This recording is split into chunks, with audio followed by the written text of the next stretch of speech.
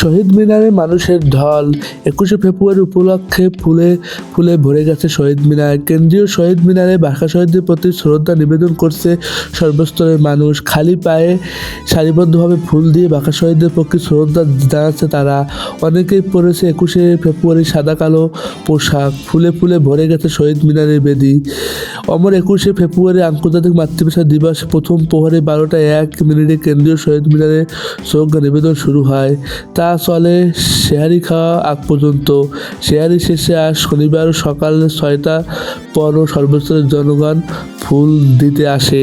প্রভাত ফেরিতে এর মধ্যে বিভিন্ন শিক্ষা প্রতিষ্ঠান, সরকারি ও বেসরকারি প্রতিষ্ঠান ও বিভিন্ন সামাজিক, সাংস্কৃতিক, রাজনৈতিক প্রতিষ্ঠান ও ভাষা শহীদদের প্রতি শ্রদ্ধা জ্ঞাপন করতে আসে শহীদ মিনারে।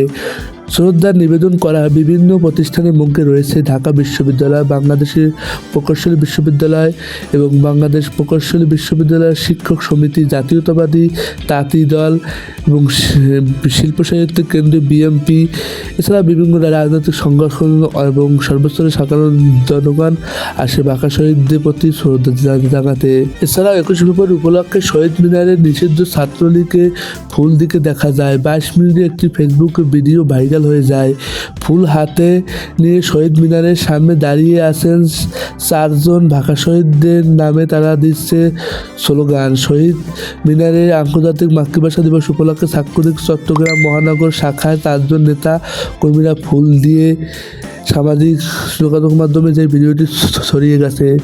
বন্ধুরা, সকল ধরনের নিউজ সবার আগে পেতে আমার চ্যানেলকে সাবস্ক্রাইব করে রাখো, পেজ থেকে পেজটি ফলো করে রাখো এবং নিউজটি কেমন আছে অবশ্যই কমেন্ট করে জানাও।